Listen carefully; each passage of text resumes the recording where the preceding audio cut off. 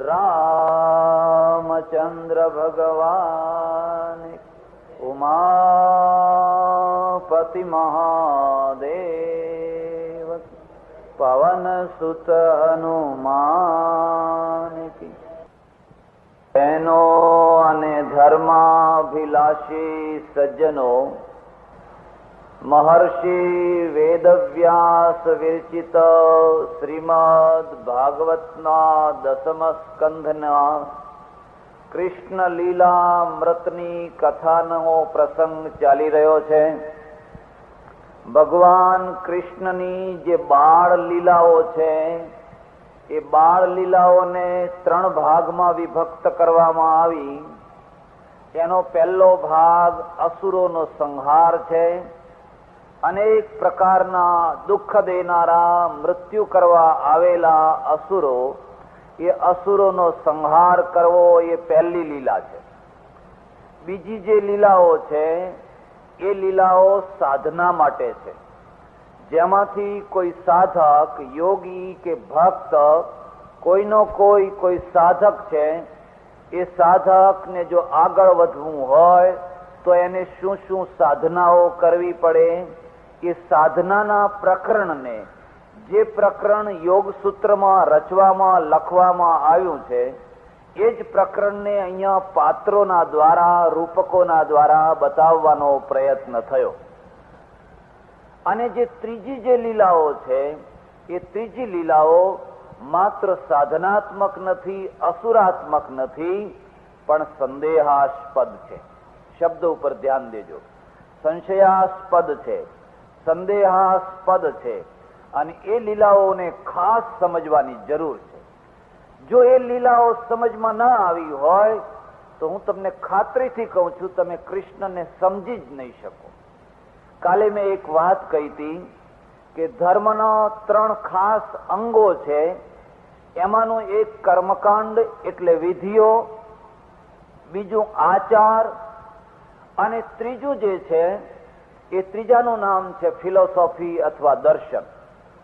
આ 3 જે વસ્તુઓ છે એમાં આચારના સાથે ખાસ શબ્દને ઉમેરવાનો છે.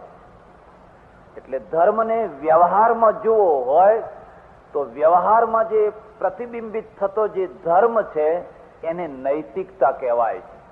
શબ્દ ઉપર ધ્યાન દેજો. અંતરમાં જે પ્રતિબિંબિત થતો જે ધર્મ છે એને આધ્યાત્મિકતા કહેવાય છે. વ્યક્તિની આધ્યાત્મિકતા અંદર હોય છે. કોઈ આખો દિવસ રૂમમાં પૂરાઈ રહે તો એ સમાધિમાં તન્મય થઈને રહે છે એવું માની ના લેતા, એવું મનાવતા નહીં ને એવું માનતા નહીં. હું તમને ખાતરીથી કહું છું, મેં ઘણા યોગીઓનો સાથ કરેલો છે. સાધુ થયાને લગભગ 32 વર્ષ થયા હશે, 31-32 વર્ષ થયા હશે. અને એમાં ઘણું રખડ્યો, અને ઘણા બહુ મોટા મોટા સમર્થ, જેના બહુ મોટા નામ ને જેમના હજારો શિષ્યો છે, લાખો શિષ્યો છે, એવા લોકોના સાથે રહેલો, સમજવા માટે, જાણવા માટે, શીખવા માટે. અને પછી હું તમને કહું છું કે માણસ કોઈ રૂમમાં પૂરાઈ રહેતો હોય, કોઈ ગુફામાં પૂરાઈ રહેતો હોય, કોઈ ભોયરામાં પૂરાઈ રહેતો હોય, એટલા માત્રથી એને આધ્યાત્મિક ના સમજી લેતા, એટલા માત્રથી એનો કોઈ ખરેખર વિકાસ થયો છે એવું ના સમજી લેતા. એ આખી એક જુદી પ્રક્રિયા છે. કાશીમાં અમારે એક બહુ ઊંચી કોટીના સંત હતા. બહુ આખા ભારતમાં અમારી દ્રષ્ટિએ 2 કે 3 સાધુઓ એવા હોય એવા ઊંચી કોટીના એક સંત હતા. બિરલાને જેને કહી દીધેલું મારે ત્યાં આવવું નહીં, તારે બારણા બંધ કરી દીધેલા, અહીં બિરલાનું શું કામ છે, અમારે સાધુઓને તમારી શી જરૂર છે. આટલા ત્યાગી, આટલા અકિંચન, આનંદમયી માતાના ત્યાંથી એમની વ્યવસ્થા થતી. કોઈ પૈસાદારને પાસે ના આવવા દે. બીજા લોકો પૈસાદાર માટે નાના પ્રકારના કઈ ને કઈ સાધનો કરતા હોય, એને કહી દીધું કે અહીં આવવું નહીં મારે ત્યાં. આટલો ત્યાગી, પણ મરતી વખતે બહુ દુઃખી થયા, અતિશય દુઃખી થયા. અમે બધા છોકરાઓ એમની સેવા કરવા જઈએ અને એમનું દુઃખ જોઈ અને મનમાં દુઃખ થાય કે તમે આટલું પવિત્ર જીવન, આટલું નિર્મળ જીવન, અને તમારે આટલું બધું દુઃખ ભોગવવું પડે. તો એ અમને સમજાવતા કે જો મેં જે કર્યું એ તમે ના કરશો, મેં જે કર્યું છે એ તમે ના કરશો. તમારે જો સાચું જીવન જીવવું હોય તો સહજ જીવન જીવજો. કોઈ પડદો રાખવાની જરૂર નથી, કોઈ આડંબર કરવાની જરૂર નથી, કોઈ દંભ કરવાની જરૂર નથી. મેં ઘણું ઊંચું જીવન જીવ્યું, પણ હું લોકોથી દૂર રહ્યો, લોકોને દૂર રાખ્યા. અને આજે જે હું દુઃખી થઉં છું એ મારા કરેલા પરિણામ હું ભોગવું છું. કોઈ ડોક્ટર મને સાજો નહીં કરી શકે, કોઈ ડોક્ટર મને નહીં સાજો કરી શકે. પછી એ દેવ થઈ ગયા. બહુ લાંબી ચર્ચા નહીં કરું. સાંજના એ દેવ થયા. અમારા મનમાં એમના પ્રત્યે અનન્ય ખૂબ શ્રદ્ધા, એવી ઈચ્છા કે આખી કાશીમાં એમનો વરઘોડો ફેરવી પછી એમને જળ સમાધિ આપીએ. પણ બીજા લોકો, થોડાક લોકો એવા કે અત્યારે ને અત્યારે પધરાવી દો, એમના પ્રત્યે ઓછું માન, એવા લોકો ખરા. ત્યાગ છે ને એ પણ કેટલાકને ખટકતો હોય છે, એવું ના સમજતા. રાગીઓને ત્યાગ ના ગમે. 4 સાધુઓ હોય એમાં એક ત્યાગી હોય તો પેલા 3 ને એ દુશ્મન જેવો લાગે. જો આ ત્યાગ કરે છે એટલે આપણને હલકા પાડે છે. બસ મારે મીઠાઈ નથી ખાવી, મારે પૈસો નથી જોઈતો, મારે ફલાણું નથી જોઈતું, એમ બોલ્યા કરે. એટલે બાકીના 3 લોકો એમ સમજે કે આ અમને હલકો પાડે છે, કારણ કે અમારે એ લેવું છે, અમારે એ જોઈએ છે. એટલે પેલાને કે તારે ના લેવું હોય તો લે, અમને આપી દેજે. પછી ગુણ પણ દોષ થઈ જતો હોય છે, ગુણના દ્વારા પણ દુશ્મન થતા હોય છે. ત્યાગ, એમના ત્યાગથી પણ કેટલાક લોકોને પીડા થયેલી. એમની ઈચ્છા ખરી કે અત્યારે ને અત્યારે એમને ગંગાજીમાં પધરાવી દઈએ, પણ અમે બધાએ આગ્રહ કર્યો કે નહીં, કોઈ પણ ભોગે સવારે જ ધૂમધામથી કાશીમાં એમનો વરઘોડો કાઢી અને પૂરા માન સાથે એમને પધરાવશું. 1-2 સાધુઓને ત્યાં બેસાડ્યા અને અમે બધા અમારી જગ્યાએ ગયા. બીજા દિવસે સવારે ગયા તો જે સાધુને બેસાડેલો એને મને આવીને કાનમાં એક વાત કરી. મને કે એક વાત કહું? કહો. આમ પલાઠી વાળીને બેસાડેલા. 5 વાગે દેહ છૂટી ગયેલો એટલે આમ પલાઠી વાળીને એક થાંભલા સાથે બેસાડેલા ઉપર 4થા માળે. મને કે એક ખાનગી વાત કરવી છે. મેં કહો. રાતના 10 વાગે એમના પેટમાં ગુડગુડાટ થયો હોય. હે? શું મળદાને તો વળી ગુડગુડાટ થતો હશે કે ના? અમે બેઠેલા સાંભળ્યો અને થોડો જાડો થઈ ગયો. અને સવારે તો એ શરીર કઈ ગંધાય, આમ નાક ફાટી જાય, નજીક ના જવાય એટલું એ શરીર ગંધાય. આમ રૂમાલ દબાવીને એમને નવડાવવા કે મેં કહ્યું આ ભૂલ કરીએ, આ ગંધાતું શરીર શહેરમાં કેવી રીતે ફેરવાય? તો કેટલી અત્તરની શીશીઓ મંગાવી, કઈ બધું કર્યું. નાકમાંથી કઈ લૂંદા નીકળે, કઈ શ્લેષમાં નીકળે, કઈ ઢગલો, તે આમ માથું બાંધવું પડ્યું. મનમાં એક બહુ મોટી શંકા થઈ ગઈ કે આટલા મોટા યોગીની આ દશા, આટલો મોટો સમર્થ, આટલો ત્યાગી, આટલો જ્ઞાની, આટલો વિદ્વાન, આટલો અકિંચન, એક દાબડાના આસન સિવાય કઈ જ નહીં, એક દર્ભાસન સિવાય કોઈ પ્રોપર્ટી, કોઈ મિલકત નહીં, અને એની આ દશા. બધી વિધિ તો થઈ ગઈ, પોતાની જગ્યાએ આવ્યા, પણ સમાધાન ન થાય. 10-15 દિવસ, મહિનો લગભગ થઈ ગયો હશે, અને એક બીજી ઘટનાએ વળી પાછું મનની અંદર એક મોજા ઉભા કર્યા. હું જ્યાં રહેતો, જે મઠમાં, એનો દરવાજો જ્યાં બહાર નીકળે એટલે એક પ્રજાપતિ, એક કુંભાર રહેતા. એ રમકડા બનાવે, માટીના ડોસો. આખો દિવસ જતા આવતા અમે જોઈએ તો એ માટીના રમકડા બનાવે, પછી રંગે અને કબાટમાં મૂકી રાખે. કોઈને વેચાતા જોઈએ તો આપે. એ રમકડા બનાવવાનો ધંધો કરે. અને સવારના પોરમાં વાજા વાગવા માંડ્યા. એટલે મેં પૂછ્યું કે ભાઈ વાજા શાના વાગી રહ્યા છે? કે પેલો ડોસો છે ને એ ગુજરી ગયા. એમ કે હે ડોસો? કાલ તો મેં એને રમકડા બનાવતા જોયા હતા. 4-6 દિવસ પહેલા એને પોતાની જ મૂર્તિ બનાવી હતી, મૂછો વાળી, સફેદ મૂછો વાળી, અને ગોખલામાં મૂકી હતી. તો કે હા. અને એના છોકરાએ આવીને કહ્યું કે મહારાજ, સાંજે જમ્યા પછી હોકો પીધો, ખાટલામાં પડ્યા હોકો પીધો. પછી અમને 3 છોકરાઓને બોલાવ્યા અને બોલાવીને કહ્યું જો પરોળીએ બરાબર 4 વાગે હું દેહ છોડી દેવાનો છું. શું વાત કરે છે? હા, એવું બોલાવીને કહ્યું. એમ પછી અમને કહ્યું જો આ ઘર તારે લેવાનું, આ મિલકત તારે, આ ફલાણું, આ બધું બેઠા બેઠા વેચી દીધું. જો આમાં ઝઘડો ના કરશો, કોર્ટે ના જશો, મેં વેચી દીધું છે. પછી મારા પાછળ કોઈ રડશો નહીં, કોઈ રોશો કકડશો નહીં. જેવા લગ્નમાં વાજા વાગે એવા વાજા વગડાવજો અને ભગવાનનું કીર્તન કરતા કરતા મને સ્મશાને લઈ જજો. વાહ! અને પછી મારા પાછળ જે કરો એમાં કેટલો જમણવાર કરવો, શું કરવું, શું રસોઈ કરવી, બધી વાત એમણે કરી. રાતના 10 વાગ્યા સુધી એ ખાટલા ઉપર બેઠા બેઠા હોકો પીતો ગયા અને અમે બધા સાંભળતા ગયા. અમને કોઈને કલ્પના નહીં કે આને નખમાં ડોક્ટરે બોલાવવાની જરૂર નથી, નખમાં રોગ નથી, અને આ કહે છે હું પરોડીએ મરી જવાનો છું. કોઈ માનવા તૈયાર નહીં. પણ લોકોએ કહ્યું ભલે ને બોલતા હોય બોલવા દો ને. બરાબર 3 વાગ્યા પરોડિયાના. એટલે ઉઠ્યા, ગરમ પાણી કરો એમ અમને જગાડ્યા. ગરમ પાણી કરાયું, નાયા અને નાઈને પછી આમ આસન ઉપર બેઠા. કહી દીધું જેને આવવું હોય, વાત કરવી હોય, પૂછવું હોય, જે કરવું હોય એ પૂછી લો. અમે બધા હાસ્યા કરીએ કે આ કઈ મરવાના તો લક્ષણ દેખાતા નથી, કઈ નથી રોગ, નથી કઈ હૈડિયો બોલતો નથી, બીજું કઈ. આ તો માણસ શાંતિથી બેઠેલો છે ને એકદમ પૂર્ણ પ્રજ્ઞા. બરાબર 4ના ટકોરે એને પ્રાણ છોડી દીધા બાપુ, 4ના ટકોરે.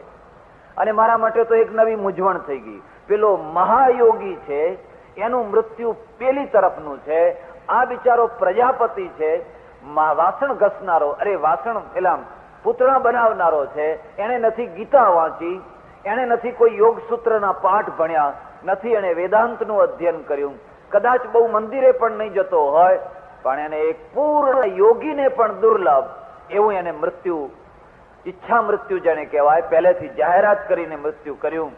અને આ મારા મનમાં એક બહુ મૂંઝવણ મોટી થઈ ગઈ કે આ સાધના બરાબર કે આ અસાધના બરાબર. અને પછી ગીતાએ જવાબ આપ્યો. ઘણા ટાઈમ પછી ગીતાએ જવાબ આપ્યો અને ગીતાનો જવાબ એ છે સહજં કર્મ કૌંતેય સદોષમપી ન ત્યજેત સર્વારંભા હિ દોષેણ ધૂમે નાગ્નિરિવા વ્રતા. અર્જુન, તારું જે સહજ કર્મ હોય એ કર્યા કરજે. સહજ કર્મનો ત્યાગ કરવાનો નથી. ત્યાગ તો અંદરની વાસનાનો કરવાનો છે, ત્યાગ તો રાગ દ્વેષનો કરવાનો છે, ત્યાગ તો શત્રુતાનો કરવાનો છે. એ આ સ્થૂલ ત્યાગનો કોઈ અર્થ નથી. એમાં મન પરોવીને પોતાનું કર્તવ્ય કરજે. એ પ્રજાપતિ સવારથી સાંજ સુધી પોતાનું કામ કર્યા કરતો. નહીં કોઈની ચાડી, નહીં કોઈની ચુગલી, નહીં કોઈની ખટપટ, નહીં કોઈનું લેવું, નહીં કોઈનું દેવું, નહીં કોઈનું હરામનું ખાવું. પોતાની મહેનતનો રોટલો ખાવો અને શાંતિથી સાંજ પડે ખાઈને ઊંઘી જવું, ઘસઘસાટ ઊંઘી જવું, પરોડીએ ઉઠવું, 2 શબ્દો જે ભગવાનના નામના આવડે એ બોલવા અને ફરી પાછી એની એ પ્રક્રિયા. ત્યારે મને એમ થયું કે આ યોગ બરાબર. અમારા પેલા મહાત્મા મને કહીને ગયેલા કે અમે જે કર્યું એ તમે ના કરશો, અમે જે ભૂલ કરી એનું પરિણામ હું આજે ભોગવું છું. તમે સહજ જીવન જીવજો, સ્વાભાવિક જીવન જીવજો. કોઈ વધારે દોડ કરશો કે આડંબર કરશો નહીં. એવા ઘણા લોકો સાથે રહેવાનું થયું. મારે કોઈના નામ નથી લેવા, પણ એવા કેટલાય ચમત્કારિક પુરુષોને હું જાણું છું જે સહજ જીવનથી ભટકાઈ ગયેલા છે, જે લોકોની દ્રષ્ટિએ તો બહુ મોટા યોગી છે પણ વાસ્તવિક દ્રષ્ટિએ બહુ મોટા રોગી છે. યોગી નહીં પણ બહુ મોટા રોગી છે. એમના શરીરમાં જેટલા રોગ હશે એટલા રોગ તમારા શરીરમાં નહીં હોય કદાચ, એટલા મોટા એ રોગી છે. અને પછી એ રોગોને ઢાંકવા માટે બનાવટી જીવન જીવવું પડતું હોય છે. એટલે કૃષ્ણની જે લીલાઓ છે એ લીલાઓના 3 અંશ છે. એક અસુરોને મારનારી લીલા, બીજી જે છે એ સાધનાની લીલા, અને ત્રીજી જે લીલા છે એ લીલા આક્ષેપાત્મક લીલા છે, જેના ઉપર તમે આક્ષેપ કરી શકો, જેના ઉપર તમે સંશય કરી શકો, આંગળી આમ ઉપાડી શકો કે કૃષ્ણ આવા હતા, તમારા કૃષ્ણ આવા હતા, એવો આક્ષેપ કરી શકો. એટલે આ તૃતીય જે લીલા છે એને સમજવી બહુ જરૂરી છે. તમે કહ્યું એમ ધર્મના પેલા 3 જે રૂપો છે, વિધિ વિધાન, આચાર અને ફિલોસોફી, આ 3ની સાથે એક મુદ્દાનું ને મહત્વનું વ્યવહારનું જે રૂપ છે એનું નામ છે નૈતિકતા. આ શબ્દને યાદ રાખજો, નૈતિકતા. તમારા જીવનમાં નીતિમત્તા કેટલી છે? એ નીતિમત્તા ધર્મના દ્વારા આવી છે, ધર્મ ગુરુના દ્વારા આવી છે, શાસ્ત્રના દ્વારા આવી છે કે ધર્મ પાળવા છતાં, કંઠીઓ બાંધવા છતાં, ગીતાનો રોજ પાઠ કરવા છતાં તમે એના એ જ ભેળસેળ કરનારા છો, તમે એના એ જ ઓછું જોખનારા છો, તમે એના એ જ બનાવટી વ્યવહાર કરનારા છો. જો એવું હોય તો ધર્મ નિષ્ફળ ગયો. એમ કહી શકાય કે વ્યવહારના ક્ષેત્રમાં ધર્મ નિષ્ફળ ગયો. આટલા મંદિરો, આટલી કથાઓ, આટલા આયોજનો હોવા છતાં એ માણસને માણસ નથી બનાવી શક્યા. માણસને દેવ બનાવવાની વાત ચાલે છે, માણસને બ્રહ્મ બનાવવાની વાત ચાલે છે. એ તો બહુ સરળ વાત છે, એ તો બહુ સરળ છે. પણ માણસને માણસ બનાવવાની કપરામાં કપરી વાત છે, અને એ જ અઘરામાં અઘરી વાત છે. એ બનાવવાની પ્રક્રિયા લોકો ભૂલી ગયા છે. એ જો બનાવવો હોય તો એની પહેલી શરત છે નૈતિકતા. અને નૈતિકતા છે એનું પણ એક રૂપ હોય છે, એક બીબું હોય છે. આખી દુનિયામાં સરખી નૈતિકતા નથી, બધી જગ્યાએ સરખી નૈતિકતા નથી. આપણી નીતિમત્તાના ખ્યાલ જુદા છે, પશ્ચિમના જુદા છે, અરબસ્તાનના જુદા છે. આપણા ત્યાં પણ જુદી જુદી પ્રજાઓના જુદા ખ્યાલ છે. એટલે આ મુદ્દાને યાદ રાખજો. જ્યારે પણ તમે નૈતિકતાની ચર્ચા કરવા બેસો ત્યારે દરેક પ્રજાના પોતાના સંદર્ભમાં નૈતિકતા હોય છે. ઇંગ્લેન્ડમાં એકવાર એક શહેરમાં જવાનું થયું, અને શહેરના જે મેયર હતા, લોર્ડ મેયર કહેવાય, આપણા ગવર્નર જેટલી એની સત્તા, ગવર્નર કરતા પણ વધારે સત્તા. ગવર્નર તો બિચારા ખાલી સહયોગ કરતા હોય છે, એટલે બહુ જ મોટી સત્તા. તેમને ત્યાં મળવા જવાનું થયું. અમે 4-5 ભાઈઓ, 3-4 ભાઈઓ સાથે આવેલા. પછી ગયા. હવે લોર્ડ મેયર જે હતા એ બાઈ હતી, બેન હતા. તો ગયા પછી ખબર પડી પુરુષની પણ બેન હતા. એટલે અમને બધાને ખૂબ સ્વાગતથી બેસાડ્યા બધાને. અને પછી પેલા જે ભાઈઓ હતા એમને પૂછ્યું ચા પીશો કે કોફી પીશો. એટલે ચા કોફી જે પીવી તે આવી. હું ચાય ના પીવું ને કોફીએ ના પીવું, અને હું મુખ્ય મહેમાન. એટલે પેલાને જરા દુઃખ થયું. મને કે તમે ચા નથી લેતા? મેં કહ્યું ના, હું ચા કોફી કઈ નથી લેતો. કઈ નથી લેતા? કે ના.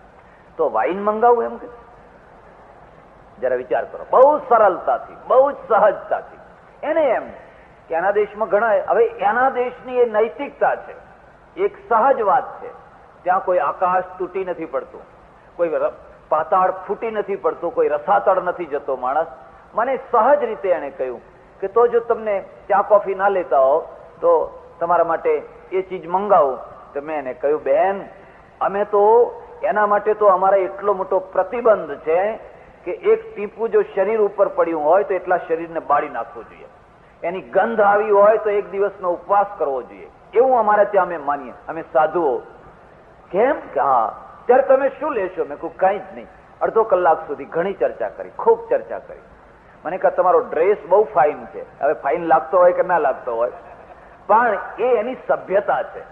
એમની પાસેથી આ શીખવા જેવું છે કે એને ફાઇન ના પણ લાગતો હોય તો પણ મહેમાન છે એટલે કે છે તમારો ડ્રેસ બહુ ફાઇન દેખાય છે. અંગ્રેજોની, આ યુરોપિયનની ખાસિયત જોજો. તમે એને કોઈ ચીજ ખાવા આપી હોય ને, એને કદાચ ન ગમતી હોય તો પણ એ વખાણ જ કરે, કારણ કે તમે પ્રેમથી આપી છે, તમે પ્રેમથી આપી છે. એટલે એમ ના કહે કે આમાં મરચું બહુ છે, કે આ નથી ગમતું, કે આ નથી, એવું તેવું ના કહે, પણ એના વખાણ જ કરે. એ સભ્યતા છે.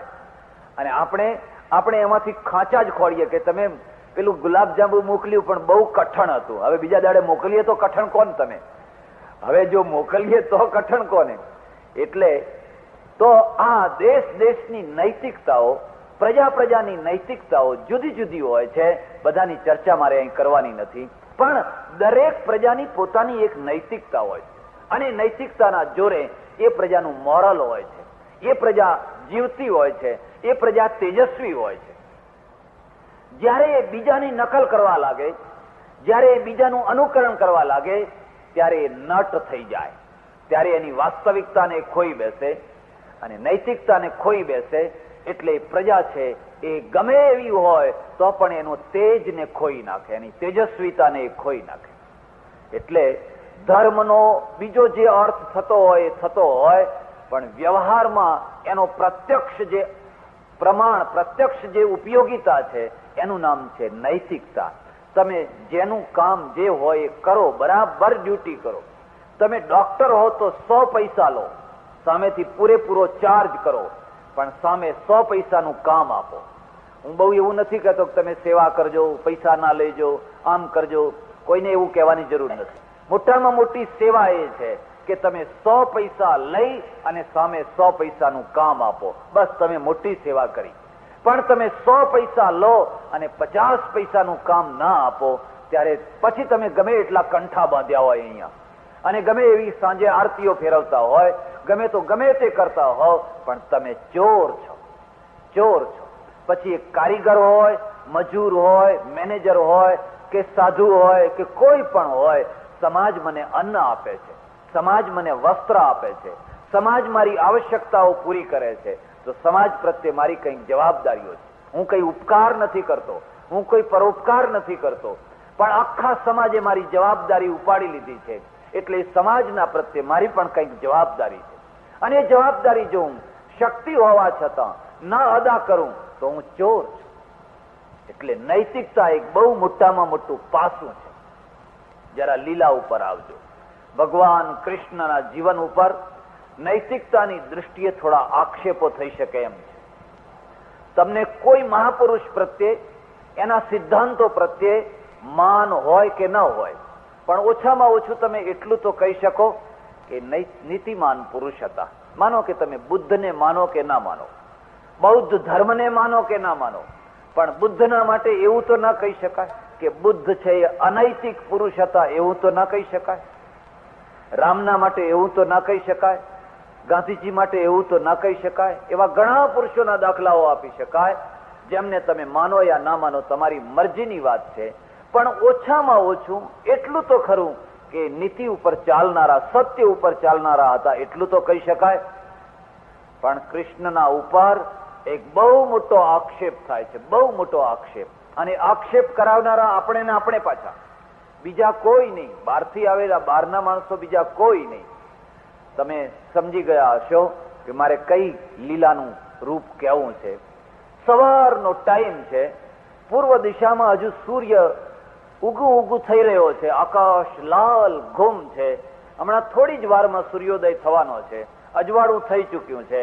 અને ગોપીઓ છે એ જમનાજીમાં નાહવા માટે આવેલી છે. ગોપીઓ જમનાજીમાં નાહવા માટે આવેલી છે. એમણે બધા વસ્ત્રો હતા એ કિનારે મૂક્યા, જળથી થોડે દૂર.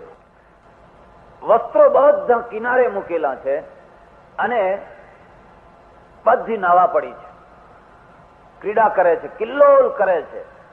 એટલામાં ઓચિંતાના ખબર નહીં ક્યાંથી કૃષ્ણ આવ્યા, અને કૃષ્ણે આવીને બધા વસ્ત્રો હતા એ ભેગા કરી લીધા, અને ભેગા કરી અને આખો પોટલું બાંધીને ચૂપચાપ કદમના ઝાડ ઉપર ચડી ગયા, કદમના વૃક્ષ ઉપર ચડી ગયા. પછી પેલી નાતી નાતી જે ગોપીઓ હતી એમનું ધ્યાન ગયું કે આપણા કપડા ક્યાં ગયા. તો બધી ચિંતામાં પડી ગઈ કે કઈ પવન નથી, વંટોળિયો નથી, તો આપણા કપડા ગયા તો ક્યાં ગયા. પછી કોઈનું ધ્યાન ગયું કે ઓ પેલો કૃષ્ણ લઈને જુઓ, આપણા વસ્ત્ર લઈને ઝાડ ઉપર ચડી ગયા છે. અને પછી ગળા સુધી ડૂબેલી એ ગોપીઓ હાથ જોડીને કહે છે, અમારા વસ્ત્ર અમને પાછા આપો કૃષ્ણ, અમારા વસ્ત્રો અમને પાછા આપો. એટલે કૃષ્ણ કહે છે એમ ના આપીએ, બહાર નીકળો. અને પછી બહુ કહ્યું ત્યારે બહાર નીકળ્યા. બહાર નીકળ્યા એટલું જ નહીં, પણ એમને કહ્યું કે તમે સૂર્યને પગે લાગો, આમ હાથ જોડીને સૂર્યને પગે લાગો. હું જયારે નાનો હતો, 12-14 વર્ષની ઉંમર હશે કદાચ મારી, 14-15 વર્ષની ઉંમર, ત્યારે મેં આ એક ભાગવતમાં આ લીલા સાંભળેલી અને મને એટલી અશ્રદ્ધા થયેલી. પેલા કેનારાએ એટલી લડાવી લડાવીને આ વાત બધી કહેલી, એના આધ્યાત્મિક અર્થને તો લોકો કહેતા જ નથી. એ એમ સમજે છે કે આ વસ્ત્રહરણ એટલે વસ્ત્રહરણ, એ એમ જ સમજે છે. અને મારા મનમાં 15 વર્ષની ઉંમરે એવો આઘાત થયેલો કે ભગવાન જેણે દ્રૌપદીના ચીર પૂર્યા, જેણે દ્રૌપદીની લાજ રાખી, દોડીને દ્વારકાથી આવીને જેણે ગીતામાં એવી પ્રતિજ્ઞા કરી, ધર્મ સંસ્થાપનાર્થાય સંભવામી યુગે યુગે, અર્જુન હું ધર્મની સ્થાપના કરવા આવું છું, સતી અને સંતોનું રક્ષણ કરવા આવું છું. જેણે એમ કહ્યું કે મમ વર્તમાનું વર્તન્તે મનુષ્યા પાર્થ સર્વશઃ, અર્જુન મારા પગલે પગલે પાછળની દુનિયા ચાલતી હોય છે, જો હું સાવધાનીપૂર્વક પગ ના મૂકું તો ખોટો મુકાયેલો પગ મારો પગ નહીં રહે, પણ લાખોનો પગ થઈ જશે, લાખો લોકો એ રસ્તે ચાલતા થઈ જશે. એટલે મારે તો એક ડગલું સમજી સમજીને ભરવાનું છે. એવી જે મર્યાદાની વાત જેણે ગીતામાં કરી છે, જેણે ધર્મની વાત કરી છે, જેણે ભક્તોના માટે ચીર પૂર્યા છે, એ ચીર હરણ કેમ કરે છે? આ ગોપીઓએ કઈ પાપ તો નથી કર્યું, એમણે કઈ કોઈ અપરાધ તો નથી કર્યો, અને કઈ અપરાધ કર્યો હોય તો આવી તો સજા દઈ ન શકાય. પણ મનમાં બહુ અશ્રદ્ધા થઈ ગઈ, ઘણી અશ્રદ્ધા. અને મનમાં થયું ભગવાન આવા ના હોય, વસ્ત્રો હરી લઈ જાય એને ભગવાન ના કહેવાય. અને ઘણા ટાઈમ સુધી મગજ ઉપર એની અસર રહી. પછી ધીરે ધીરે ધીરે ધીરે થોડોક કંઈક પ્રવેશ થયો, સંતોની કૃપા થઈ, મહાપુરુષોની કૃપા થઈ, અને કહ્યું અરે છોતરામાં શું રમે છે, એના અંદર ડૂબકી લગાવ. એ તો પરમહંસોની સંહિતા છે. પેલો મુમૂર્ષુ જે 7મા દિવસે જે મરવાની તૈયારીમાં પરીક્ષિત પડેલો છે, એને આવી લીલાઓ સંભળાવવાની ન હોય. આ લીલાના અંદર તો કોઈ અદ્ભુત કોઈ રસ રહેલો છે, કોઈ તત્વ રહેલું છે. તમે જરા સામાન્ય રીતે એનો વિચાર કરજો. એને એ ઘટી શકે કે કેમ એ રીતે જરા વિચાર કરજો કે જે ગામમાં 16,000 ગોપીઓ રહેતી હોય, એ ગામમાં 16,000 એમના પતિઓ રહેતા હશે કે નહીં રહેતા હોય? એમની સાસુઓ રહેતી હશે કે નહીં? એમના સસરાઓ રહેતા હશે કે નહીં? એમના બાળકો રહેતા હશે કે નહીં? કેટલું મોટું ગામ હશે, કેટલી મોટી વસ્તી હશે? 16,000 નો આંકડો જ કેમ બંધ બેસતો આવી ગયો? અને 16,000 ગોપીઓ જે જમનાજીમાં નાવા પડી હોય, તો એ જમનાજીના કિનારે ગામના બીજા માણસો કોઈ આવે છે કે નથી આવતા? નદીમાં જઈને જોજો, પુરુષો નાવા આવે, કોઈ ભેંસ પાવા આવે, કોઈ બળદ પાવા આવે, કોઈ કપડાં ધોવા આવે. આખું ગામ છે, કઈ આખો બ્લોક માત્ર આ 16,000 માટે રિઝર્વ થોડો કરાયેલો છે? તો બીજે આગળ થોડેક એક થોડેક 100, 200, 500 ફૂટ દૂર પણ કોઈ નાતું ધોતું હોય કે ના ધોતું હોય. અને 16,000 ગોપીઓ જ્યાં નાતી હોય, એમના કપડા પડ્યા હોય, અને કદાચ આ કૃષ્ણ ઉપાડીને લઈ જાય તો એ કોઈને પણ એમ કે જુઓ ને, આ છોકરાએ અમારા વસ્ત્ર ઉપાડી લીધા છે, જરા લાવી આપો ને. તો ગામમાં કઈ 16,000 એમના ધણીઓ કઈ નમાલા ના હોય, 16,000 કઈ એટલા જ કઈ એ તેજ વિના ના હોય એવું ના બને. કોક તો હોય ને, અને ના હોય તો એ ગામમાં તો ખબર કરે ને કે ભાઈ ઝાડો ને એક છોકરાએ બહુ ઉત્પાત મચાયો છે. આજે કોઈ એવો કૃષ્ણ તમારી સાબરમતીમાં નીકળે તો તમે શું કરો એને? તમે જરા વિચાર તો કરો. તો તમે બધા ભેગા થઈને કે હા ભગવાને બહુ લીલા કરી, હો બહુ લીલા કરી, એવું કહો કે પછી પેલા દંડા લઈને પાછળ પડો? અનાળી દુનિયા એનો અર્થ ન સમજ્યા એટલે આજે પણ ઘણા ખરા આવું કરતા હોય છે. મારે કોઈનું નામ નથી લેવું, પણ આજે પણ ઘણા ખરા આવી જળ ક્રીડા અને આવી ક્રીડાઓ કરતા હોય છે. ત્યારે જરા હવે બીજો વધારે આગળ જરા વિચાર કરો. 16,000 ગોપીઓ, હું વૃંદાવનમાં રહેલો, વ્રજમાં જતો, ભિક્ષા માગવા જતો, ભિક્ષા લેવા માટે જતો. હું જે આશ્રમમાં રહેતો ને એમાં ખાવાની કોઈ વ્યવસ્થા નહીં. કૂવો હતો, જેટલું પાણી પીવું હોય એટલું પીવો, બાકી હરિહર. પછી અમારે એક મહાત્મા હતા મોટી ઉંમરના, એ ભિક્ષા લઈ આવે, થેલી ભરીને લઈ આવે અને મને આપે. જે અમે જમીએ પછી મેં એમને કહ્યું કે તમે રોજ લઈ આવો છો તો મને થેલી કરી આપો, હું પણ એક દિવસ લઈ આવું. એ તેરા કામ નહીં હે, રહેને દે, તેરા કામ નહીં હે. પણ મેં બહુ આગ્રહ કર્યો એટલે પછી જોડી બાંધી આપી.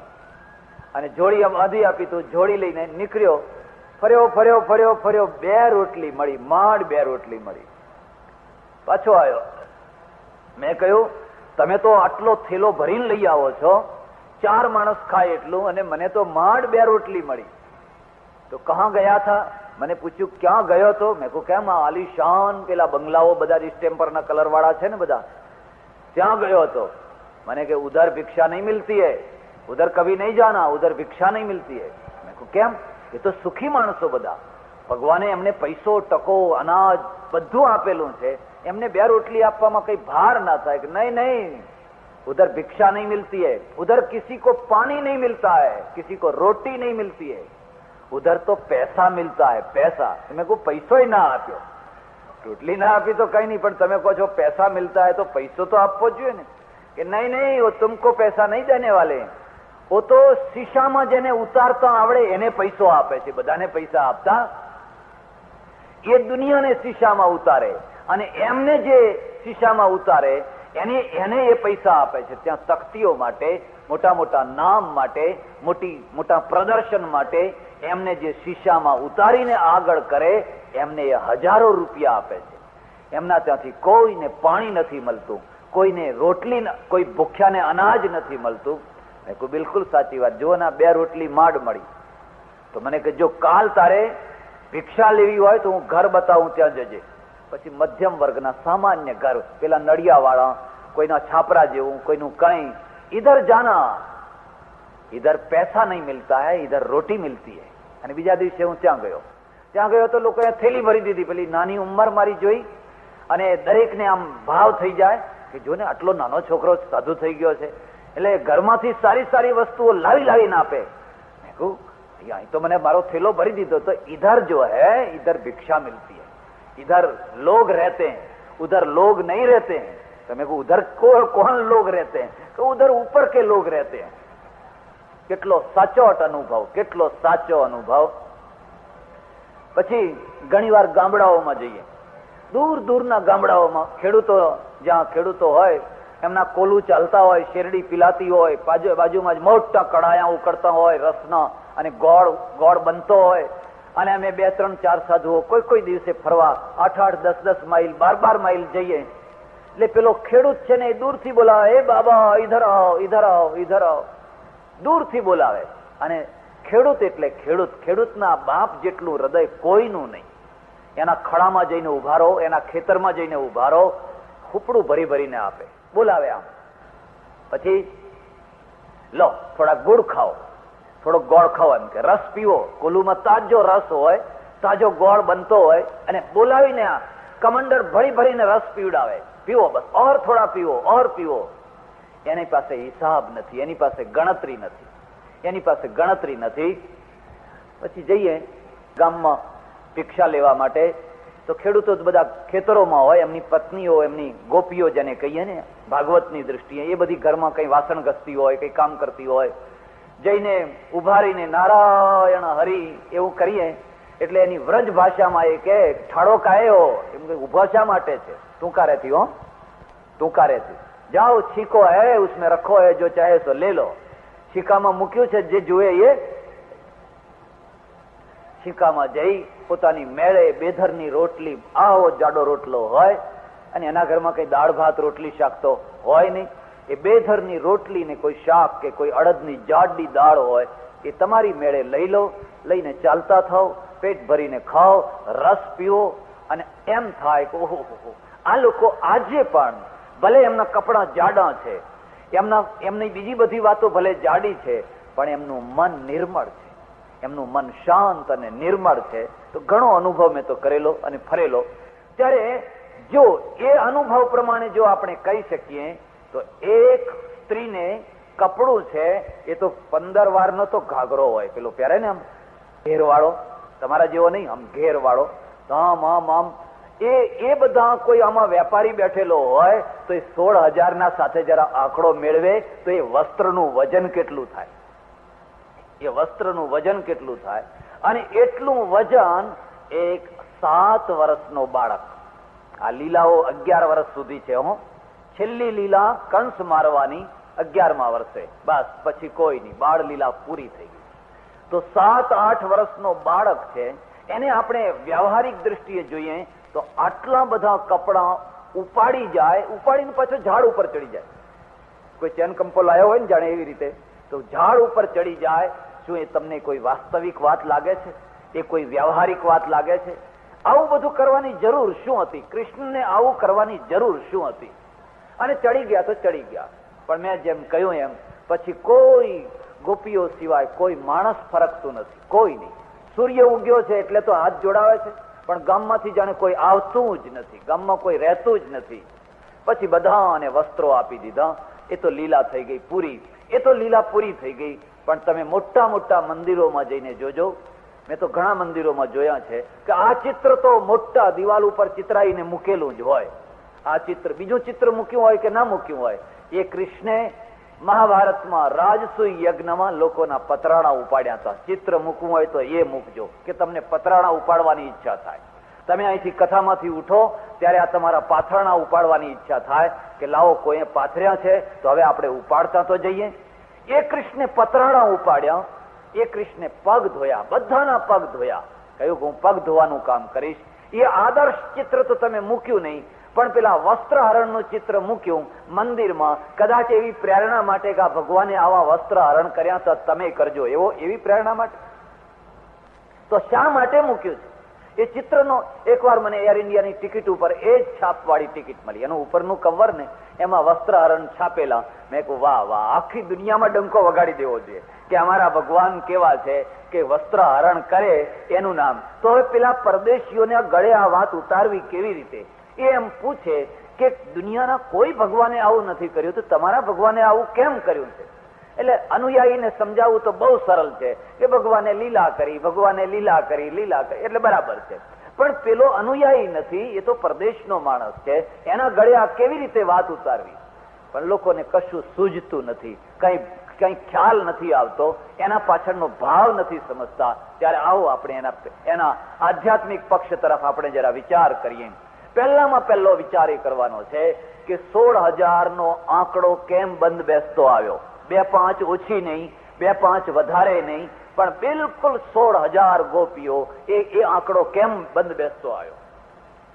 જો એક આંકડાને સમજવો હોય તો વેદની 1 લાખ ઋચાઓ. કેટલી? 1 લાખ. આજે બધી ઉપલબ્ધ નથી. 1 લાખ ઋચાઓ વેદની, એના 3 ભાગ.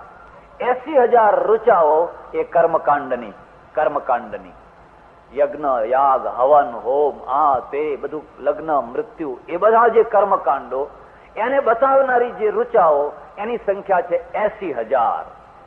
16,000 ઋચાઓ છે એ ઉપાસનાની, ભક્તિની, અને 4,000 ઋચાઓ એ જ્ઞાનની. તો 80, 16 અને 4, આ 3 ભેદ થયા. હવે તમને ખ્યાલ આવ્યો હશે કે 80,000 જે ઋચાઓ કર્મકાંડની છે એને એક તરફ રહેવા દો, પણ જમુનાજીની જે કર્મ નદી છે, જમુનાજીની જે ભક્તિ નદી છે, એ ભક્તિ નદીની જે 16,000 ઋચાઓ છે એ સકામ છે, કામનાથી ભરેલી છે, કામનાનું વસ્ત્ર પહેરેલી છે, કામનાના આવરણથી ઢંકાયેલી છે. એટલે એક ને વાસના છે. આ કરો તો આ મળે, આ કરો તો આ મળે, આ કરો તો આ મળે. આપણી એકની ભક્તિના પાછળ કોઈને કોઈ વાસના છે, કોઈને કોઈ કામના છે. માણસ જાય છે મંદિરમાં, તમારે જોવું હોય તો જોજો, રામના મંદિર કરતા, કૃષ્ણના મંદિર કરતા હનુમાનજીએ જનારા વધારે હોય છે. કારણ કે શનિ નડતો હોય ને, પનોતી નડતી હોય ને. અમારે કાશીમાં હિન્દુ યુનિવર્સિટીના રસ્તા ઉપર જ એક સંકટમોચન હનુમાન છે. થોડાક અંદર જાઓ તો સંકટમોચન હનુમાન છે. અને સંકટમોચન હનુમાનમાં એટલી ભીડ રહે, એટલી ભીડ રહે. એ વખતે હું હતો ત્યારે 11,000 વિદ્યાર્થીઓ ભણે. વિદ્યાર્થીઓ મોટા ભાગે અડધા નાસ્તિક જેવા હોય, એવા ખાસ બહુ આસ્થાવાળા ના હોય. પણ એ વિદ્યાર્થીઓ જયારે પરીક્ષા આવવાની થાય ને, ત્યારે તમે જુઓ તો એકના હાથમાં મીઠાઈ હોય, આમ પકડેલી હોય, આંખ મીચીને આમ તન્માય થઈને જાણે પરમ ધાર્મિક હોય. એ સંકટ આવ્યું એટલે મોચન કરવાનું છે. સંકટ મોચન નામ તિહારો. એક આમ પ્રાર્થના કરતા હોય કે હે મારા નાથ, હા મહાવિપત્તિ આવી છે પરીક્ષાની, એટલે તું મદદ કરજે. આવી બધી મીઠાઈ ધરતા હોય. અને પછી મંદિર ખાલી થઈ જાય, પરીક્ષા પૂરી થાય એટલે ખાસ પછી ભીડ ના દેખાય. પછી ભીડ ક્યારે દેખાય? જયારે રિઝલ્ટ આવવાનું હોય. આવતીકાલે રિઝલ્ટ આવવાનું, પેપરમાં નીકળવાનું છે, એટલે વિદ્યાર્થીઓના ટોળા પાછા હાથમાં ગુલાબજાંબુ ને કોઈ પેંડા ને કોઈ કાંઈ ને કોઈ કઈ લઈને ઉભા હોય. અને અંદર મનમાં ને મનમાં પ્રાર્થના કરતા હોય કે હે પ્રભુ, પ્રહલાદના માટે તું થાંભલો ફાટીને પ્રગટ થયો તો થાંભલો. પ્રહલાદના માટે અમારે થાંભલો કઈ ફાડવાની જરૂર નથી, પણ કાલ પેપરમાં રોલ નંબર થી પ્રગટ થજે, બીજું કઈ અમારે જોઈતું.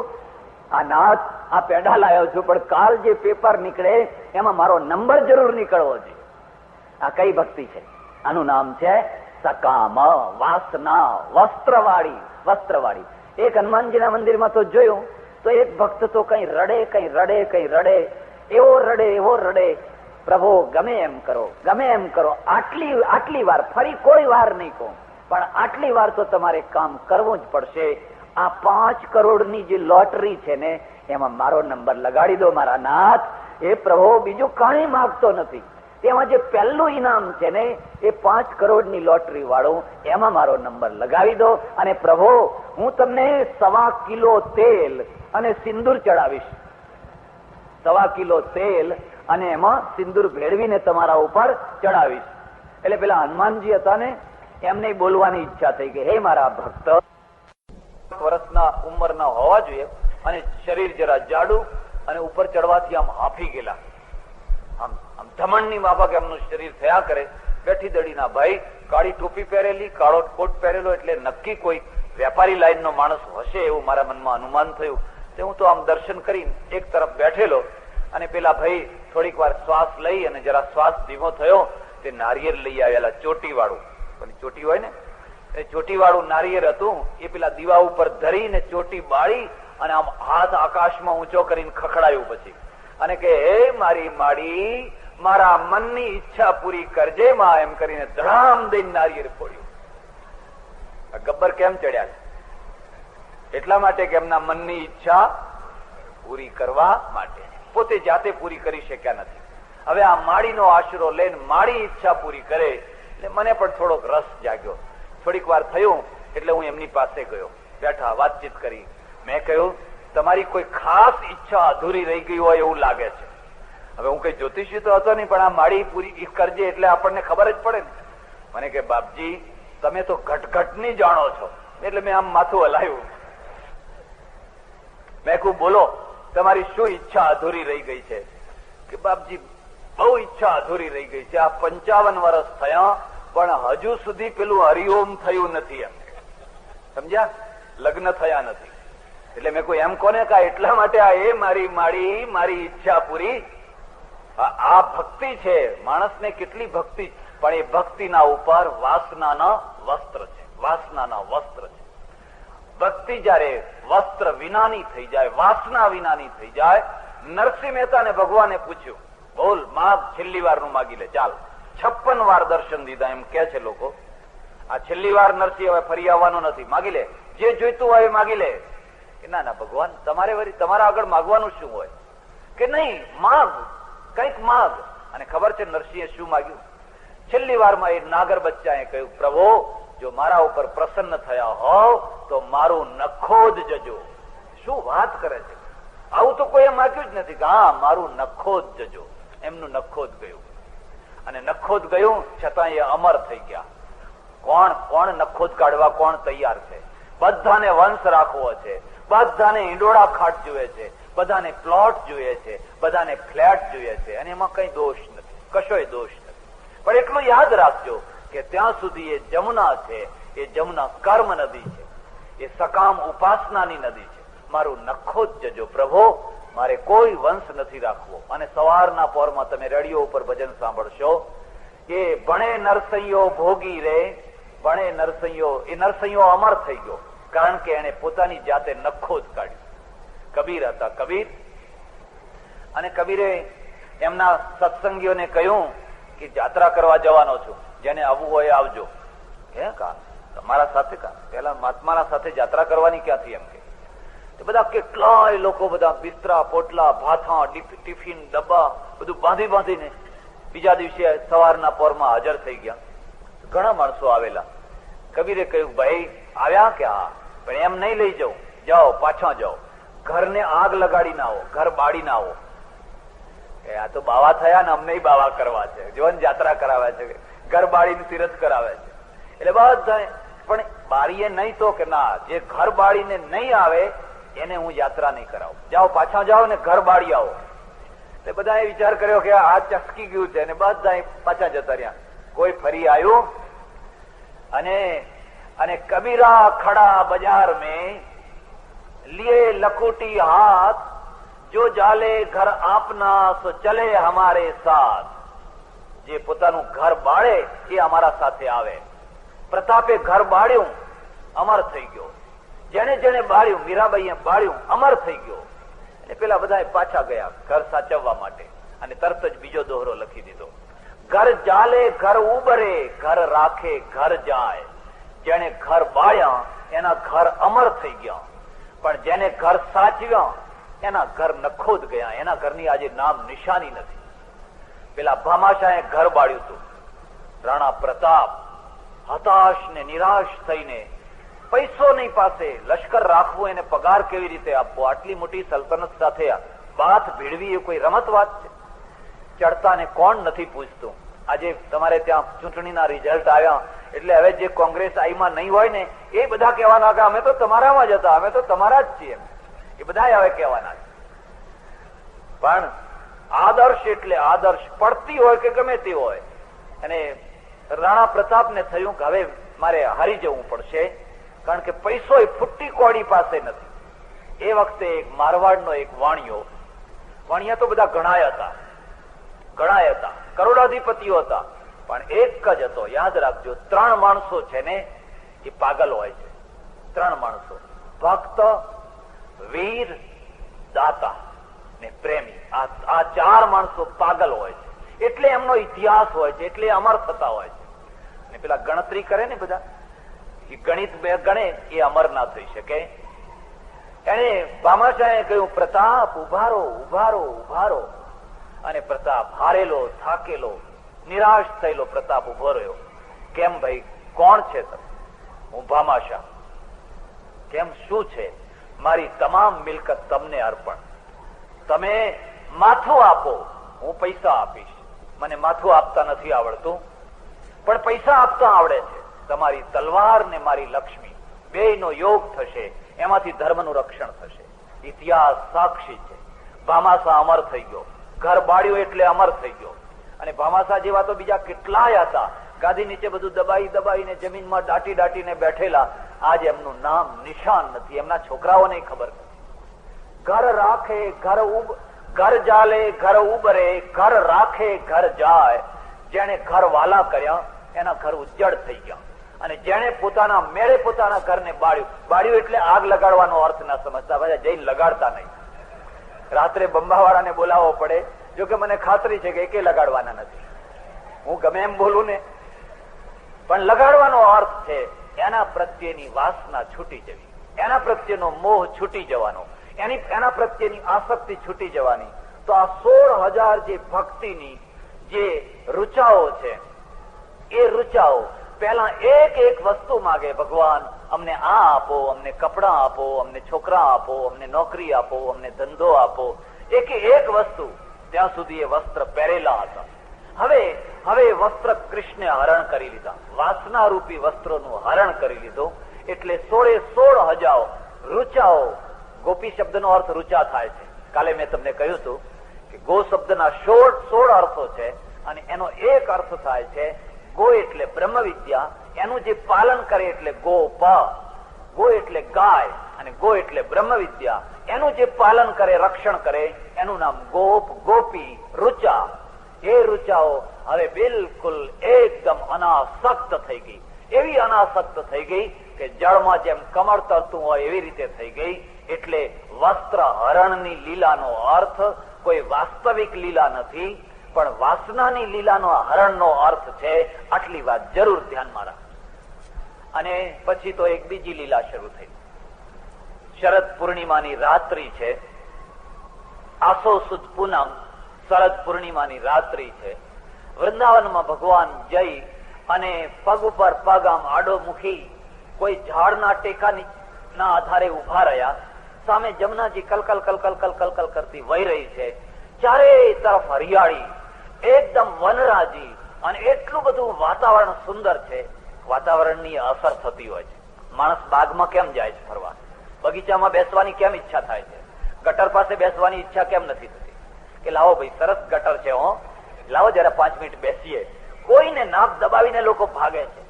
યાદ રાખજો, ગટરની ગંધ કરતા અપયશની ગંધ બહુ ખરાબ છે. અપયશની ગંધ બહુ ખરાબ છે.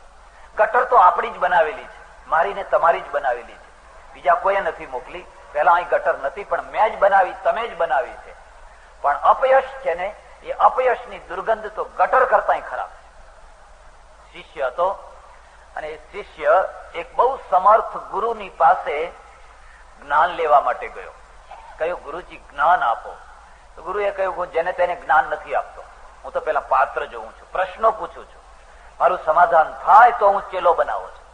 આજે ટાઈમ કેટલો બદલાઈ ગયો. એક ટાઈમ હતો ગુરુ પાસે શિષ્યો ફરતા પાછળ પાછળ, ગુરુ આગળ અને શિષ્યો પાછળ પાછળ ફરતા. ગુરુજી જ્ઞાન આપો, ગુરુજી જ્ઞાન આપો, ગુરુજી જ્ઞાન આપો. ત્યારે ગુરુને લાગે પેલા ઝાડુ લગાવે, વાસણ ઘસાવે, જાત જાતના કામ. સહજાનંદજી મહારાજે તો કેટલા કામ કરેલા, કેટલી ઝાડુઓ લગાવેલી, કેટલા વાસણ ઘસેલા, બબે મણના કોથળાઓ ઉપાડેલા, છાણા થાપેલા, બધું કામ કરેલું. અને પછી એમ લાગે કે હવે આ અંતેવાસી બરાબર છે, તેને જ્ઞાન આપે. આજે જમાનો બદલાઈ ગયો છે. આજે શિષ્યોની પાછળ ગુરુઓ દોડે છે. ઉભારો ભાઈ, કંઠીઓ બંધાવો, ઉભારો ભાઈ, કંઠીઓ બંધાવો. અરે ભાઈ નથી બંધાવી, પેલો કહે છે નથી બંધાવી. ના ના ના, એવું ના ચાલે, બંધાવો. વળી કોઈ કહે ના ના અમે તો પહેલેથી બંધાવેલી જ છે, તો ભલે રહી, એના ભેગી અમારી રાખજો. આટલી બધી ઉતાવળ, આટલો બધો શિષ્યણાનો મોહ, આટલો બધો.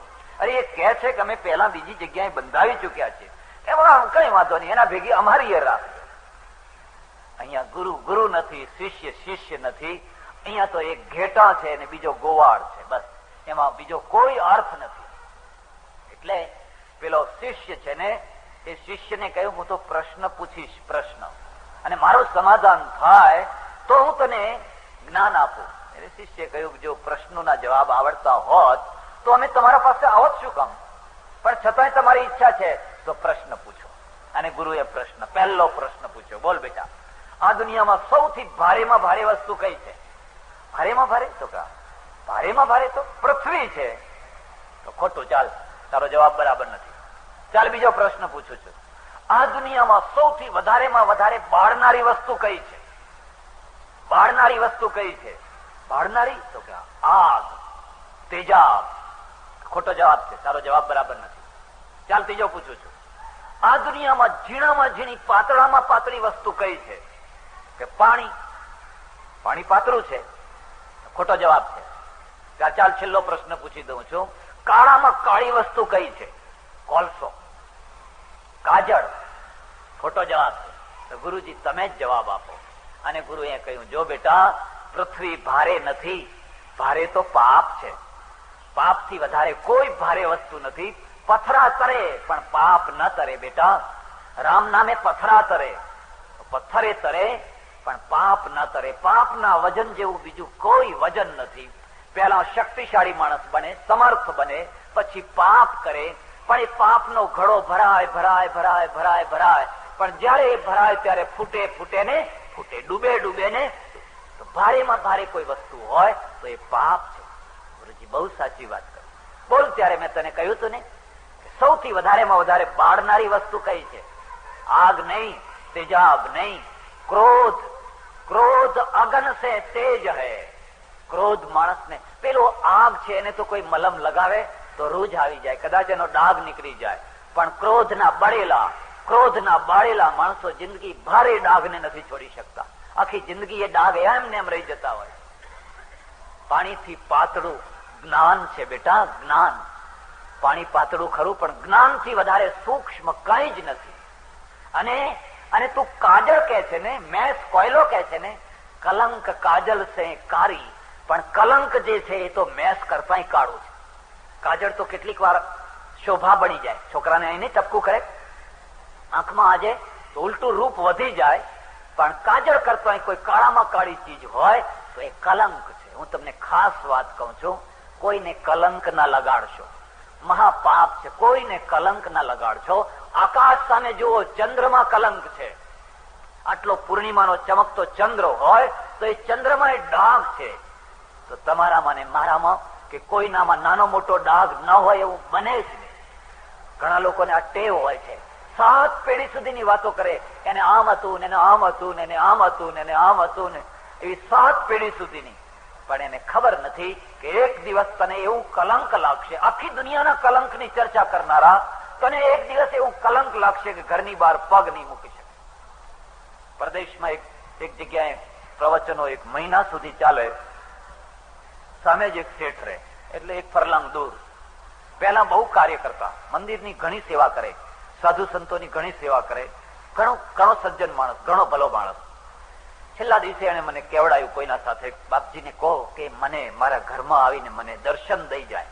મેં કહ્યું દર્શન દઈવાના હોય, દર્શન આવવાના હોય? અમે કઈ ઘણા લોકો એમ કે મહારાજ જરા અમારા ઘેર આવજો ને દર્શન દેવા. એવા દર્શન દેવા નથી આવતા. તમારે દર્શન કરવા હોય તો અહીં આવવાના. ભગવાનને ઘેર બોલાવે, આપણે ભગવાન પાસે જવાનું હોય. શ્રદ્ધાની ન્યૂનતા એટલી કે ના ના એવું નથી, પણ કોઈ ખાસ કારણ છે, હું ઘરની બહાર પગ નથી મૂકતો, એટલે બાપજીને કહેજો. ગમે એમ કરીને પેલા કાર્યકર્તાઓને કહેલું તો હું ગયો અંદર. બહુ રડ્યો, બહુ રડ્યો, બહુ રડ્યો. લક્ષાધિપતિ, કરોડાધિપતિ, જાહો જલાલી, ખાનદાન માણસ, દેશમાં એના ડંકા વાગે, પરદેશમાં એના ડંકા વાગે. 6 મહિનાથી એને ઘર બાર પગ નહીં મૂકેલો. 6 મહિનાથી. મેં કહ્યું કેમ, આટલું બધું શું કારણ છે? તેને કારણ કહ્યું, મારી એકની એક દીકરી કેટલા લાડ કોડથી, કેટલા વાલથી, કેટલા પ્રેમથી, કેટલા અરમાનથી મેં એને ઉછેરીને મોટી કરી. એના માટે એકથી એક ચડે એવો દેવ જેવા દીકરાઓ જમાઈઓ મારા માટે તૈયાર હતા. પણ એ છોકરી એક આફ્રિકનના સાથે પરણી ગઈ. એક આફ્રિકન જે નોકર હતો અમારો, એના સાથે મેં ઘણી એને સમજાવી, ઘણા સમજાવ્યા, પણ એના સાથે ચાલી ગઈ. ત્યારથી હું ઘરના બહાર પગ નથી મૂકતો. હવે મારે જીવવું કેવી રીતે? મારે તો મરી જવું છે. હું મરી જવું તો સારું છે. પછી બહુ રડ્યો એ માણસ, બહુ રડ્યો. કોઈને માનસિક દુઃખ છે ને, એ દુઃખ જેવું કોઈ દુઃખ નથી. આબરૂદાર થયા પછી આબરૂહીન થવું, એના જેવું કોઈ દુઃખ નથી. અને આબરૂ જ ના હોય એટલે તો કઈ દુઃખ જ નહીં. એકામ લજ્જામ પરિત્યજ્ય ત્રૈલોક્યમ સુખમાસતે. નીતિકારે લખ્યું કે એક લાજ છોડી દો તો 3 લોકનું સુખ તમારા ઘેર આવી જાય. 3 લોકનું. પણ લાજ છોડી દો તો આબરૂદાર માણસ, અને પછી આબરૂના કાંકરા થવાના. મેં એમને કહ્યું ભાઈ તમને ખોટું ના લાગે તો એક વાત કરું તમને. મને કે બાપુ મને આ કલંક ક્યાં લાગ્યું? હવે આ કલંક કેવી રીતે ધોવું? મેં કહું કાંઈ હવે એવું બધું નહીં માનવાનું, પણ હું એક તમને વાત કરું કે તમને જેવું કલંક લાગ્યું એવા કલંક તમારી નાતમાં, તમારા આડોશ પડોશમાં કેટલાય લોકોને લાગ્યા હશે. અને જેને જેને લાગેલા એ બધાને તમે ઉપણવાનું આ ભૂમિકા ભજવેલી કે નહીં? કે બહુ ભજવેલી. ખોડી ખોડીને એમના બધા ધજાગરા બાંધેલા, એકના ધજાગરા બાંધેલા. અને છાતી કાઢીને લોકોને હું કહેતો કે અમારા ખાનદાન જેવું કોઈનું ખાનદાન નહીં, અમારા કુળ જેવું કોઈનું કુળ નહીં, અમારા ઘર જેવું કોઈનું ઘર નહીં. આવું અમે છાતી કાઢી કાઢીને હું બોલતો હતો. ભાઈ એટલા માટે આ તને કલંક લાગ્યું છે. એટલા માટે જો સંત હોય, મહાપુરુષ હોય, જ્ઞાની હોય, સજ્જન પુરુષ હોય, એ જાણે કે જે આજ એના ઘરમાં થયું છે કાલ મારા ઘરમાં થઈ શકે. કોઈ ગેરંટી આપી શકાય નહીં જ થાય, એની કોઈ ગેરંટી ના આપી શકાય. એટલે કદાચ મહાપુરુષ હોય તો એને ઢાંકે. બોલશો નહીં, વાતને ના ચર્ચા કરશો. જે થયું એ થઈ ગયું. એની દીકરી એ આપણી દીકરી છે, એનો દીકરો એ આપણો દીકરો છે, એના ઘરની આબરૂ એ આપણા ઘરની આબરૂ છે, એમ કરીને ઢાંકે તો એને સંત સમજજો. પણ આમ ધજાગરો બાંધીને ઉપણ કરે, તમને કઈ ખબર પડી કે કઈ જાણ્યું કે કઈ સમાચાર મળ્યા કે આખી સાબરમતીમાં ફરી વળે? તો યાદ રાખજે, જેટલો આજ તું ધજાગરો બાંધે છે એટલો જ ધજાગરો તારા ઘેર બંધાવાનો છે. તું મોઢું નહીં બતાવી શકે એટલું થશે. ચંદ્રને કલંક લાગેલું છે, કોણ કલંક વિનાનું? એટલે કૃષ્ણ છે ને, એ કૃષ્ણ જમુનાજીના કિનારે પગ આમ થોડો વાંકો કરી અને આમ વાંસળી હાથમાં લઈ અને રાતના 12 વાગે, શરદ પૂર્ણિમાની રાત્રે રાતના 12 વાગે વાંસળી વગાડવા લાગ્યા. અને વાંસળી એટલે વાંસળી. કેટલાક માણસો 1 ટ્રેક હોય છે, કેટલાક 2 ટ્રેક હોય છે, કેટલાક 3 ટ્રેક, કેટલાક 4 ટ્રેક, કેટલાક ઓલ ટ્રેક હોય છે. અર્થ સમજ્યા કે નહીં? 1 ટ્રેક એટલે આઈન્સ્ટાઈન 1 ટ્રેક હતો. 1 ટ્રેક એટલે એને પ્રયોગશાળા નથી ખબર પડે, એમાં રસાયણ શાસ્ત્ર, રસાયણની શોધ એ બધી તેને ખબર પડે. પણ એને જો રીંગણા લેવા મોકલ્યો હોય તો છેતરી ના આવે. રીંગણા ખરીદતા ના આવડે, એને બજારનું કામ, બીજું કામ ના આવડે. એને પ્રયોગશાળા સિવાય બીજું કોઈ એટલે 1 ટ્રેક કહેવાય. તો કેટલાક લોકો તમે જોજો કે એમને એક કામ આવડે પણ બીજામાં કશું ગતાગમ ના હોય, કઈ જ ના હોય. કેટલાક 2 ટ્રેક હોય, કેટલાક 3 ટ્રેક હોય, કેટલાક 4 ટ્રેક હોય. કૃષ્ણ ઓલ ટ્રેક છે, ઓલ ટ્રેક. કૃષ્ણને શું નથી આવડતું? એને સંગીત આવડે છે, એને ગાતા આવડે છે, એને નાચતા આવડે છે, એને એક વસ્તુ આવડે છે. કેટલાક માણસોને તમે જોજો, એને ઘોડેસવારી આવડે, એને રસોઈ કરતા આવડે, એને ઝાડુ લગાવતા આવડે, એને નેતાગીરી આવડે, એને ધર્મગુરુ થતા આવડે, એને ખેડૂત થતા આવડે, એને વ્યાપારી થતા આવડે, એક એને વાયર ફિટિંગ કરવું હોય તો વાયર ફિટ કરતા આવડે, જેટલા કામ હોય એ બધા કામ એને આવડે. એવા પણ કેટલાક પ્રતિભાશાળી લોકો હોય, અને જે હોય એમાં બધામાં માસ્ટરી પાછી, એવું નહીં, થોડું થોડું નહીં, પણ એક એકમાં માસ્ટરી, એક એકમાં. ત્યારે જયારે એક એકમાં માસ્ટરી હોય એને ઓલ ટ્રેક કહેવાય. કૃષ્ણ છે એ માસ્ટર છે, એટલે એક ક્ષેત્રના નહીં પણ બધા ક્ષેત્રના, એટલે ઓલ ટ્રેક છે. એમણે વાંસળી વગાડવાની શરૂ કરીને, વાંસળી એટલે વાંસળી, સંગીત એટલે સંગીત. વાજિંત્રની કિંમત નથી, વગાડનારની કિંમત છે. બાકી એની એ વાંસળી મને આપણે તો હવે તો કોઈની ભેંસ ભડકીને છૂટી જાય. લોકો એમ સમજે કે ચાલો આપણે લાવીને વગાડીએ, આમ તું કરીએ, તેમાં કઈ નહીં. મુંબઈનો એક બહુ મોટો સંગીત દિગ્દર્શક, બહુ એનું નામ, બહાર નીકળેલો, કઈ દૂર નીકળી ગયો, અને પછી કોઈ ઓળખી ગયું, આ તો ફલાણો ભાઈ છે, ઓળખી ગયો, એટલે ટોળું ભેગું થઈ ગયું. હવે ધીરે ધીરે ધીરે છે ને આપણે નેતા પછી અભિનેતા તરફ વળી રહ્યા છીએ. આખા દેશનું વલણ હવે અભિનેતાઓ તરફ જોરદાર વળી રહ્યું છે. એટલે ખબર પડી ગઈ કે આ તો પેલા સંગીત નિર્દેશક છે, બહુ મોટો સંગીતકાર છે, ટોળું બહુ મોટું ભેગું થઈ ગયું. અને બસ કે નહીં, કંઈક વગાડો, કંઈક સંભળાવો, કંઈક સંભળાવો. પણ હવે અહીં તો વાજિંત્ર તો એકે છે જ નહીં, હવે વગાડવું શું? અને એટલા નજીકમાં કોઈના ઘરમાં વાજિંત્ર નહીં, હવે વગાડવું શું? પણ ટોળું એટલે ટોળું. અને ટોળાના આગળ તો કોને નથી ઝૂકવું પડતું હતું. એને કહ્યું ભાઈ વાજિંત્ર તો કોઈ છે નહીં, કે ના કે કંઈક વગાડો. પછી છેવટમાં બાજુમાં હોટલ હતી, અને હોટલમાંથી આવડું સ્ટૂલ લાયા, પેલું નહીં કપરકાબી, આવડું સ્ટૂલ લાયા, અને સ્ટૂલ એને વગાડવા માંડ્યું. અને સ્ટૂલ જ્યાં વગાડવાની શરૂઆત કરી એટલે આખું ટોળું નાચવા માંડ્યું, આમ ઝૂમવા લાગ્યું.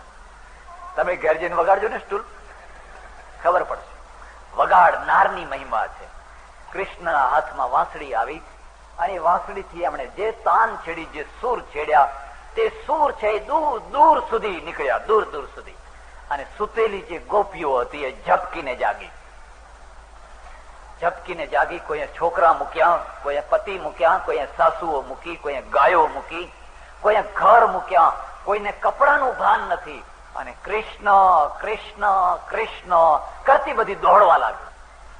શ્રીમદ ભાગવતમાં લખ્યું, જયારે કૃષ્ણ કૃષ્ણ કરતી કરતી એ વાંસળીની તાનમાં જ્યાં કૃષ્ણ ઉભા ઉભા વગાડતા હતા ત્યાં આવીને ઉભી રહી. એટલે કૃષ્ણે વાંસળી વગાડવી બંધ કરી અને કહ્યું, ગોપીઓ પાછી જાઓ, ઘેર જાઓ. તમારું કુળ કયું, તમારી ખાનદાની કઈ તમને આ શોભે નહીં, તમારા માટે આ શોભાસ્પદ નથી, તમે બધા પાછા જાઓ. લોકો તમને શું કહેશે, તમારી સાસુઓ તમને શું કહેશે, માટે પાછા જાઓ. એક કે પાછા જવાનું નામ નથી લેતી, એક કે પણ. એ કહે છે હવે પાછા જવાની વાત ન કરો કૃષ્ણ, અમે તમારી વાંસળીમાં પાગલ થયા છે, અમને રાસ રચાવો. પછી શ્રીમદ ભાગવતની રાસ પંચાધ્યાયી, 5 અધ્યાયોમાં રાસની આખી લીલા બતાવી છે. રાસ પંચાધ્યાયી, એમાં કૃષ્ણ છે રાસ રચ્યો. એક ગોપીને એક કૃષ્ણ, એક ગોપીને એક કૃષ્ણ, એક ગોપીને એક કૃષ્ણ. કઈ રાસમાં કઈ રસ આવ્યો, કઈ રસ આવ્યો, રસ આવ્યો. આખી રાત વીતી ગઈ, પણ કોઈને ખબર નથી કે રાત ક્યાં વીતી ગઈ. આનું નામ થયું મહારાસ. જરા મૂળ ઘટનામાં આવજો. શું આ ઘટેલી ઘટના છે? ખરેખર આ કોઈ વાસ્તવિકતા છે? આવું બને ખરું? એવું પેલા જોજો. જેમ પેલા વસ્ત્ર હરણની લીલામાં તમે જોયું કે કોઈ વાસ્તવિક ઘટના નથી, એ તો એનું રૂપક છે. તો 16 કૃષ્ણે વાંસળી વગાડી, અને વગાડવા માટે વૃંદાવન જ જવાનું, બીજી કોઈ જગ્યાએ નહીં, બીજી વૃંદાવનમાં. અને વગાડી તો ખરી, તો દૂર ગોકુળમાં રહેનારી જે ગોપીઓ છે એમણે તો એ વાંસળી સાંભળી, તેમની સાસુએ નહીં સાંભળી હોય, એમના ધણીઓએ નહીં સાંભળી હોય, ઘરના બીજા માણસોએ નહીં સાંભળી હોય. માત્ર ગોપીઓએ જ કેમ સાંભળી, એ જ કેમ ઝપકીને જાગી, બીજા લોકો કેમ જાગી? કોક તો બધા કઈ બેરા તો નહીં હોય ને, 16,000 તો બેરા નહીં થઈ ગયા હોય ને. અને એમના પતિઓ બેરા થઈ ગયા હોય, પણ એમના સાસરાઓ તો ઊંઘતા જ ના હોય. ડોહાઓને તો ક્યાં ઊંઘ આવતી જ હોય. અને આ બધી સ્ત્રીઓ આટલી મોટી 16,000 ની સંખ્યા વાળી, જયારે કપડાના ભાન વિના વાળ છૂટા મૂકીને ભાગતી જતી હોય પાગલની માફક, ત્યારે ગામમાં કોઈને તો ખબર પડવી જોઈએ ને, પણ કોઈને કશી ખબર પડતી નથી. એમ બતાવે છે કે આ ઘટના નથી, આ કોઈ વાસ્તવિકતા નથી, આ તો આધ્યાત્મિક રૂપ છે, આધ્યાત્મિક રૂપક છે. ત્યારે રૂપકને સમજવું હોય તો એક લાંબો ચક્રાવો લેવો પડશે. લાંબો ચક્રાવો, ટાઈમ થઈ ગયો છે, અને લાંબો ચક્રાવો લેવા જાઉં તો વધારે ટાઈમ થાય. એટલે હું સંક્ષેપમાં કહી દઈશ. સંક્ષેપમાં કહીશ તો તમને મજા નહીં આવે. પહેલા પ્રશ્ન એ છે કે વૃંદાવનમાં વાંસળી કેમ વગાડી, વૃંદાવનમાં જ કેમ વાંસળી વગાડી, બીજી કોઈ જગ્યાએ કેમ ના વગાડી, શા માટે વૃંદાવન પસંદ કર્યું? શબ્દ ઉપર ધ્યાન દેજો. વૃંદાવન, વૃંદા એટલે તુલસી, વૃંદાનો અર્થ થાય તુલસી. તુલસીઓનું જે વન છે, ગાઢ વન છે, એવા વનને કહેવામાં આવે વૃંદાવન. તુલસી તુલસી. અને વૃંદા છે એ ભગવાન વિષ્ણુની પત્ની છે ને. એટલે દર વર્ષે વૈષ્ણવો તુલસી વિવાહ કરે છે. આપણા ત્યાં એ પણ રિવાજ છે ને, દર વર્ષે તુલસી વિવાહ કરે છે. મારે ત્યાં એક વાર એક કાગળ આવ્યો એક સજ્જનનો, તમારે અમદાવાદની આજુબાજુના જ એક ભાઈ હતા, સરસ મજાનો કાગળ લખ્યો કે અમારે ત્યાં તુલસી વિવાહ છે, દર વર્ષે અમે કરીએ છીએ, આ વર્ષે પણ કરીએ છીએ. અને આજથી લગભગ હું 22 વર્ષ ઉપરની વાત કરું છું, 20-22 વર્ષ ઉપરની. એ વખતે એમણે મને કાગળમાં લખેલું મારે 40,000 રૂપિયા ખર્ચો કરવાનો છે તુલસી વિવાહમાં. કન્યાનો બાપ હું થયો છું અને વરનો બાપ ગામમાં કોઈ બીજો થયો છે, ને અમદાવાદથી સ્પેશિયલ બેન્ડ મંગાવ્યો છે, અને તમે આવો આ તુલસી વિવાહના પ્રસંગમાં, તમે જરૂર આવો, એવું બધું લખેલું. તે પહેલા તો મેં કાગળ એક તરફ મૂકી દીધો અને થયું કે ભાઈ શુભેચ્છા લખી દો ને, આપણે જેમ પેલું ચીલા ચાલુ બધું લખાતું હોય ને એમ લખી દો. પણ પછી મારા મનમાં થયું કે તું સંન્યાસી શાનો? જો તું સાચી વાત ન બોલી શકે, ન કહી શકે, તો તારામાં ને સારંગી વગાડનારામાં ભેદ શું રહ્યો? પેલા સારંગી વગાડનારા બિચારા ખમા બાપુ, ખમા બાપુ, ખમા બાપુ, તમને જે રાગ ગમતો હોય એ ગાય, તમને જે ગમતો હોય. તું પણ એમાં જ થયો. તો તારે આ ભગવા વસ્ત્ર પહેરી અને જો તું સત્ય બોલી ના શકે, સત્ય કહી ના શકે, તો તને ધિક્કાર છે. આ વસ્ત્ર પહેરવાનો કોઈ અર્થ નથી. પણ મેં વિચાર કર્યો કે હું જો એને સાચી વાત લખીશ તો સંબંધ તૂટી જશે. બહુ જૂના સંબંધ છે, વર્ષોના સંબંધ છે, એને દુઃખ થશે અને સંબંધ તૂટી જશે. ત્યારે મેં કહ્યું સંબંધ તૂટે તો તૂટવા દો, આપણે ક્યાં સંબંધ બાંધ્યા જ છે. સંન્યાસીને વળી સંબંધ કેવો? આ સાબરમતીમાં હું આવ્યો છું, કાલે હું જવાનો છું, મેં કોઈના એડ્રેસ નથી લીધા, કોઈને નામે નથી પૂછ્યું તમારું નામ શું, તમારું એડ્રેસ શું, કોઈની કશી જરૂર નથી. 11 દિવસ સુધી ભગવાને જે કઈ શક્તિ આપી એ પ્રમાણે મેં તમને વાત સંભળાવી. હવે તમે જાણો અને એ વાતો જાણે, અને તમને આ તમારા જીવનમાં ઉતરે તોય વાહવા અને ના ઉતરે તોય. મારે કોઈને કઈ કંઠીઓ બાંધવી નથી, કોઈને શિષ્યો બનાવવા નથી, કોઈના એડ્રેસ લેવા નથી, કોઈની સાથે કોઈ સંબંધ બાંધવો નથી. પણ એને જ સંબંધ બાંધેલો ને થોડો સંબંધ જરા આત્મીયતા વાળો થયેલો તૂટી જશે, તૂટવા દો. સંબંધ તૂટે એના કારણે કઈ સત્યને થોડું ઢાંકવાનું હોય, સત્યને તોડીને સંબંધો રાખવાથી, અને સંબંધો તો તોય તૂટવાના જ છે. સંબંધો કેટલા ટાઈમ રહેવાના હતા? પછી મેં એને લાંબો કાગળ લખ્યો, લાંબો કાગળ. ખરેખર તો મારા માટે શું હતું, હું જો એ પ્રસંગમાં જાઉં તો મને ગાદી ઉપર બેસાડે, 25 રૂપિયાની દક્ષિણા આપે, મારો જય જયકાર થાય, એના ત્યાં તુલસી વિવાહ થાય, મારો જય જયકાર થાય. પણ તો એ તો પછી તો એ મારી કર્તવ્ય ના થયું. મેં એને લાંબો કાગળ લખ્યો કે તું તુલસી વિવાહ કરે છે, પણ તું તુલસીને સમજતો નથી, તુલસી વિવાહને તું સમજતો નથી. તારામાં ધર્મ ભાવના છે પણ વિવેક વિનાની છે, એટલે એ અંધશ્રદ્ધા છે. તું આજે 40,000 રૂપિયાનો ખર્ચો કરવા તૈયાર થયો છે, તો સામે વાળો માણસ 15-20 હજારનો તો ખર્ચો કરશે જ. તમે આજે પૈસાદાર માણસો 60,000 રૂપિયા તુલસી વિવાહના પાછળ ખર્ચો કરો છો.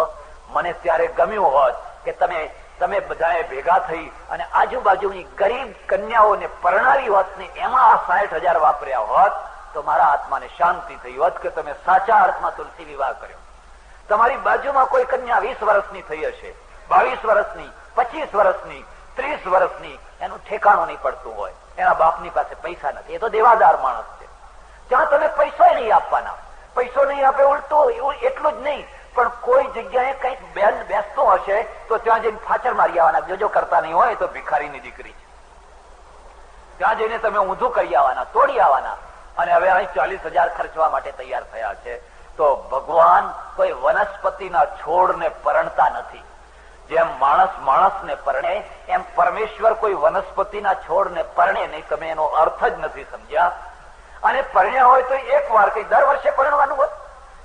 સારું છે તમે ભગવાનને જ દર વર્ષે પરણાવો છો. હવે સમજ્યા કે ભગવાનને જ દર વર્ષે પરણાવવાનું કરો છો એટલું સારું છે. મેં તો કહે ભગવાન જો દર વર્ષે પરણતા હોય, તમે એનો અર્થ જ નથી સમજ્યા. એના પાછળનું રહસ્ય નથી સમજ્યા. અરે તુલસી પધરાવ્યા વિના ભગવાન થાળ ના આરોગે.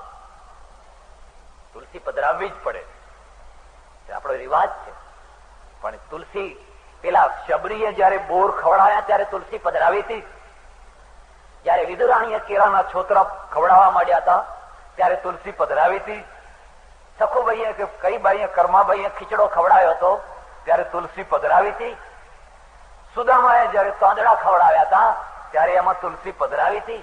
અને નથી પધરાવી તોય ભગવાન કેમ પ્રેમથી ખાઈ ગયા, કેમ પ્રેમથી ખાઈ ગયા. અને તમારા 56 ભોગ તુલસીના ઝાડના ઝાડ અંદર લાવીને મૂકી દો તોય ભગવાન ખાવાના નહીં, તોય ભગવાન નથી ખાવાના.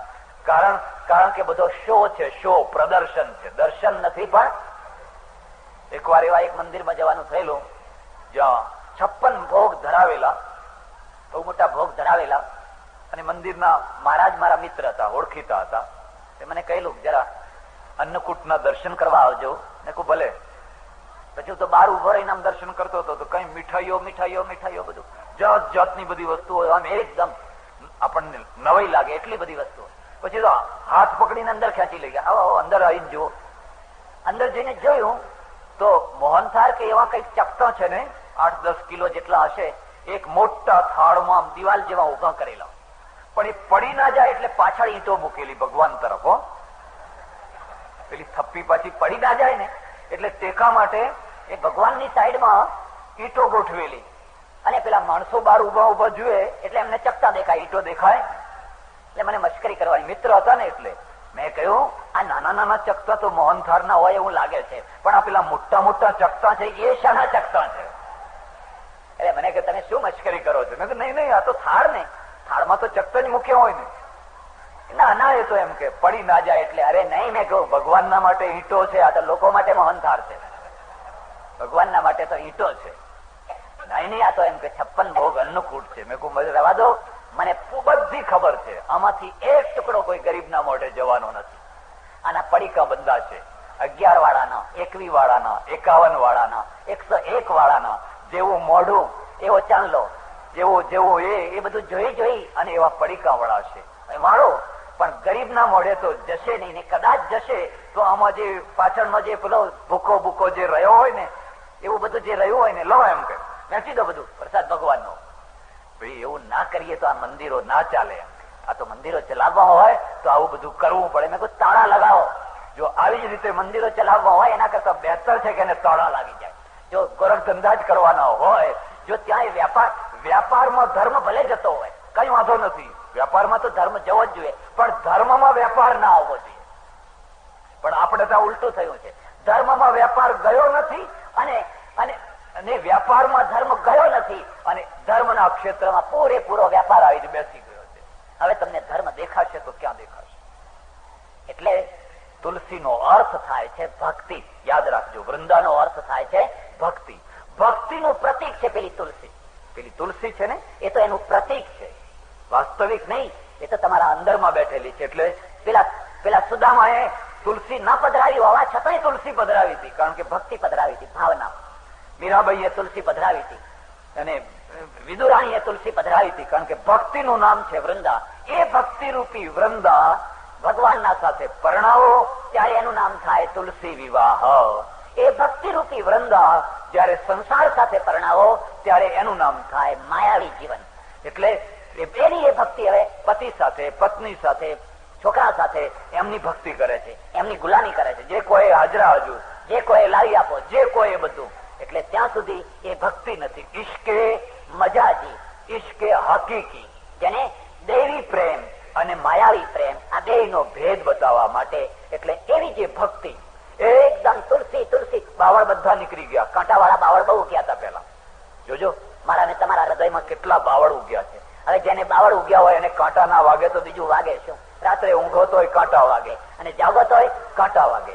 પણ પછી કોઈ સદગુરુ મળે, કોઈ જ્ઞાની પુરુષ મળે ને બાવળના મૂળ ખેંચીને બહાર ફેંકી દે અને પછી તુલસી રોપે એટલે આખું વૃંદાવન થઈ જાય. આ હૃદય છે એ આખું વૃંદાવન થઈ જાય. પછી કૃષ્ણને બોલાવવો ન પડે, એ આપોઆપ રાસ વાંસળી વગાડે. આપ કબીરને કહેજો વાંસળી વાગે છે. અનહદ બાજત ઢોલ રે તો હે પિયા મિલેંગે, અનહદ આસન સે મત ડોલ રે તો હે પિયા મિલેંગે. સંતોએ તો કહેવામાં બાકી નથી રાખ્યું. આસન બરાબર જમાવે અને દ્રઢતાથી બેસે. અહીંના બાવળ બધા ઉખડીને દૂર થાય તો અંદર વાંસળી વાગે, અંદર ઢોલ વાગે, અનહદ નાદ સંભળાય. અને નાદ વાગે ત્યારે એકે એક ગોપી પોતપોતાના બધા કામો છોડીને દોડતી આવે. 16,000 નાડીઓ, અને 16,000 નાડીઓ છે એ એકદમ શુદ્ધ થઈ અને જે રાસ રચાવે. ખેચરી મુદ્રાથી જે અમૃત ઝરે અને અમૃતના પાનમાં જે યોગીની મસ્તી આવે, એક અદભુત મસ્તી, એ રાસની અને મસ્તી આવે. રસો વૈ સહ, રસો વૈ સહ, રસોમ હેવાયમ લબ્ધ્વા આનંદી ભવતી. એ પરમેશ્વર રસ રૂપ છે, નિરસ નથી, નિર્ગુણ નથી, નિરાકાર નથી. સમજી ના લેતા એ તો રસ રૂપ છે. રસના ઢગલા થવા લાગે અને એ રસના ઢગલાનું નામ છે મહારાસ. કૃષ્ણ કનૈયા